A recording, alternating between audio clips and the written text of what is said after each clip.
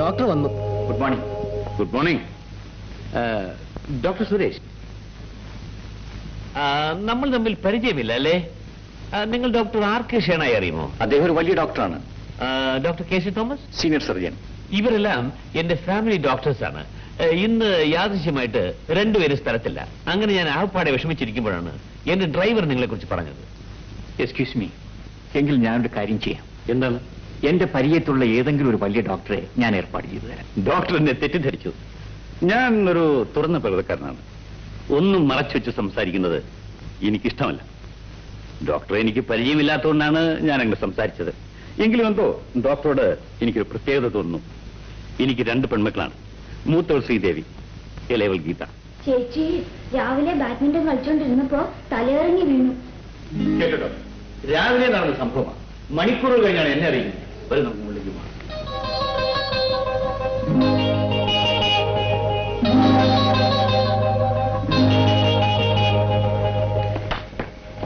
Doctor, ഇതാണ് doctor, എന്റെ മകൾ.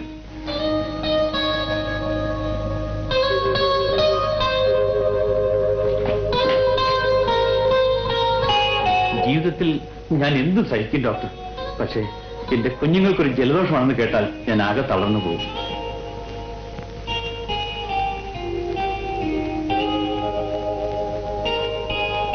ഒന്നും ഭയപ്പെടാനില്ല.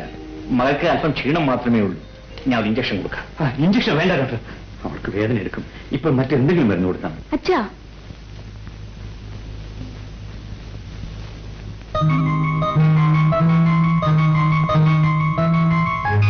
അയ്യോ ഡോക്ടർ, പതുക്കെ, വേദന എടുക്കരുത്.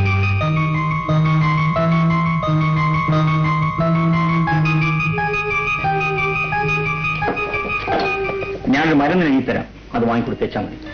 ഡോക്ടർ, എന്റെ മകളുടെ അസുഖം ഒരു നിമിഷം കൊണ്ട് മാറ്റാൻ കഴിവുള്ള എന്തെങ്കിലും മരുന്നുണ്ടോ? 1,00,000 രൂപയിലും ഞാൻ മേടിക്കാം. അതിന്റെ ഒന്നും ആവശ്യമില്ല.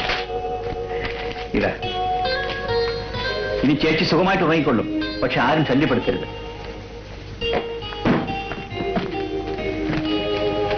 അപ്പൊ ഞാൻ വരട്ടെ. ശരി. ഡോക്ടർ, അവൾ ഉണരുമ്പോൾ ആഹാരം എന്ത് കൊടുക്കാം? ബോൺവിറ്റായോ ഹോർലിക്സോ? പൊടിയരി ഉണ്ടെങ്കിൽ അല്പം കഞ്ഞി വെച്ച് കൊടുത്താൽ മതി.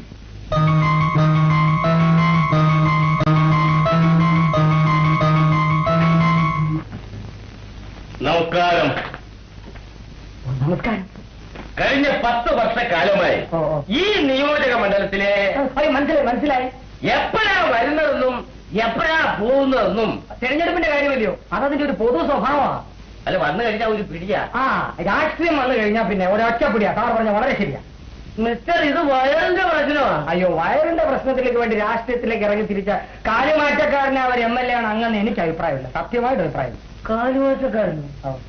MLA ഞാനോ? നിങ്ങൾ എന്തോന്നാണ് ഈ പറയുന്നത്? കഴിഞ്ഞ 10 വർഷക്കാലമായി ഈ നിയോജക മണ്ഡലത്തിലെ ഏക വൈദ്യുതകാരനാവും ഞാൻ. ആണ്ട കിടക്കുന്ന അത് പറ. അപ്പൊ രോഗിയാണല്ലേ? തനിക്ക് പ്രാന്തം ഉണ്ടല്ലേ? ഇത് ആശുപത്രിയാണ്. ശബ്ദം ഉണ്ടാക്കരുത്, ഉറക്കെ സംസാരിക്കരുത്. അപ്പൊ അത് രോഗികളെ ഇറക്കണം. മനസ്സിലായി? എന്റെ പൊന്നക്കണ്ട അദ്ദേഹം ഈ വൈദ്യുതി വേദന വരുമ്പം ഞാൻ ഉറക്ക വർത്താനം പറയും, ഉറക്ക നടക്കുകയും ചെയ്യും. ഇദ്ദേഹം ഇങ്ങോട്ട് നോക്കിക്കേ. ഈ വേദന കൂടി ഞാൻ നടക്കാൻ തുടങ്ങിയിട്ട് വർഷം എത്രയാണെന്നറിയാവോ? കഴിക്കാത്ത മരുന്നില്ല, ചെയ്യാത്ത മാന്ത്രികയില്ല, കേറാത്ത ആശുപത്രിയില്ല. ഇത് ചെയ്യാനൊന്നുമില്ല. ഓപ്പറേഷൻ ഒഴിയെ സുരേന്ദ്രനാഥ് അതി എന്നെ ഇവിടുന്ന് പറഞ്ഞു വിട്ടാൽ എന്റെ ദൈവത്തിലാണ് എന്റെ നോക്കേട് മാറാതെ ഞാൻ ഈ ആശുപത്രിയിൽ നിന്ന് പോകത്തില്ല. എങ്ങനെയാ?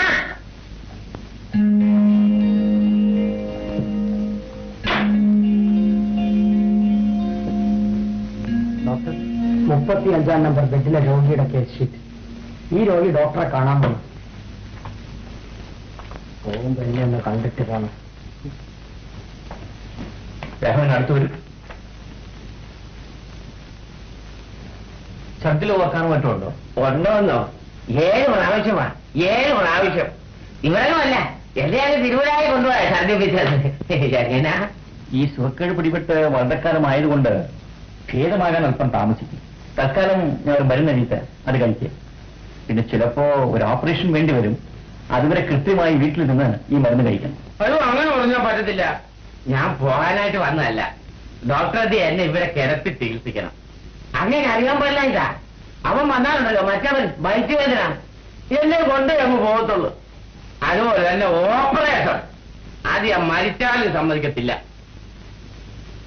രാഘവനെ ഇവിടെ കിടത്തി ചികിത്സിക്കേണ്ടതാണെന്ന് എനിക്കറിയാം. പക്ഷെ തൽക്കാലം ഇവിടെ ബെഡൊന്നും ഒഴിവില്ല. ഒഴിവരുമ്പോ ഞാൻ അറിയിക്കാം. ഇപ്പൊ ഈ മരുന്നുകൊണ്ട് കഴിക്കും. ബെഡ് ഒഴിവരുമ്പോ ഞാൻ അറിയിക്കും. ശരി, പോയിക്കോളൂ. ഈശ്വരാധീനം നമുക്കുണ്ടച്ച. അതല്ല മോളെ, ആദ്യം ഞാനും വല്ലാതെ സംഭ്രമിച്ചു പോയി. ഡോക്ടർ സുരേഷിനെ കുറിച്ച് എനിക്ക് അത്ര വലിയ വിശ്വാസമൊന്നുമില്ലായിരുന്നു. പിന്നെ ഞാൻ നമ്മുടെ ഡോക്ടർ RK ഷെനായി ഫോണിൽ കോൺടാക്ട് ചെയ്തു. ലേറ്റസ്റ്റ് മരുന്നുകളൊക്കെയാണ് എഴുതി തന്നിരിക്കുന്നത് എന്ന് പറഞ്ഞതിന് ശേഷമായി എനിക്കൊരു മനസ്സമാധാനമായത്. പിന്നെ സുരേഷിനെ കുറിച്ച് ഡോക്ടർ ഷെനായി നല്ല അഭിപ്രായം പറഞ്ഞു. അതുകൊണ്ടാണ് പിന്നെ അദ്ദേഹത്തിനെ വീണ്ടും വിളിപ്പിക്കാൻ ഞാൻ ഏർപ്പാട് ചെയ്തത്. അച്ഛൻ ഈ നിസ്സാര കാര്യത്തിന് ഇത്രയൊക്കെ ബഹളം ഉണ്ടാക്കി കളഞ്ഞല്ലോ. അതേ ഒരു MBBS ഡോക്ടറല്ലേ? Good morning. മോർണിംഗ്. ഞങ്ങൾ ഡോക്ടറെ സംസാരിച്ചുകൊണ്ടിരിക്കുകയായിരുന്നു.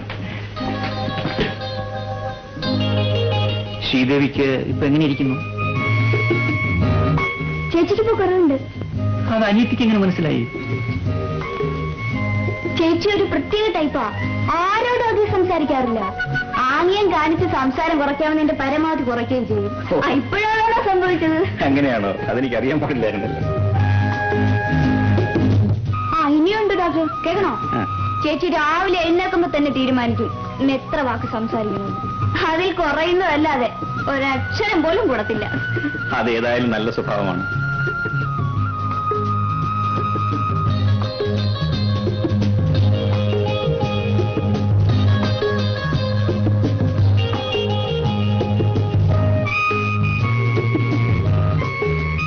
ഇനി ഇഞ്ചക്ഷൻ വേണ്ട, മരുന്ന് കൊടുത്താൽ മതി.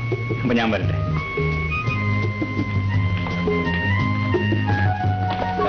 ഡോക്ടർ സുരേഷ്, എക്സ്ക്യൂസ് മീ, ഇതെന്റെ സന്തോഷം. No thanks. എന്തെങ്കിലും വിശേഷമുണ്ടെങ്കിൽ അറിയിക്കണം. ചേച്ചി, പണം കൊടുത്ത് ആരെയും വിലയ്ക്ക് വാങ്ങാമെന്നായിരുന്നല്ലോ അച്ഛന്റെ തത്വശാസ്ത്രം. അതേതായാലും പൊളി. അച്ഛൻ കൊടുത്ത പണം ഡോക്ടർ വാങ്ങിയില്ല.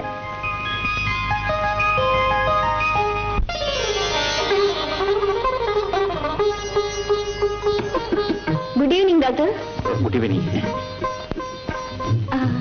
ചേച്ചി ഡോക്ടർ സെലക്ട് ചെയ്തിരിക്കുന്ന സാരി നന്നായിരിക്കുന്നു അല്ലേ? Very nice. Thank you. Sari select ചെയ്യാൻ ഡോക്ടർ മിസ്സിസിനെ കൊണ്ടുവന്നില്ലേ? മിസ്സിസോ? എനിക്കൊരു അനിയത്തിയുണ്ട്, രാധ. നാളെ അവളുടെ പിറന്നാളാണ്. ഈ സാരി അവൾക്കുള്ള പിറന്നാൾ സമ്മാനമാണ്. ഈ സാരിക്ക് എന്ത് വിലയെന്നാ പറഞ്ഞത്? 650 രൂപ. 680 രൂപയോ? 150 രൂപയ്ക്ക് ഒരു സാരി കാണിച്ചില്ലേ? എനിക്കത് മതി. അത് തന്നെ പാക്ക് ചെയ്തേക്ക്.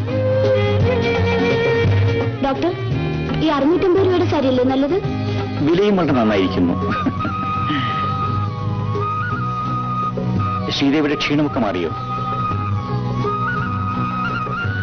ഞാൻ വരട്ടെ.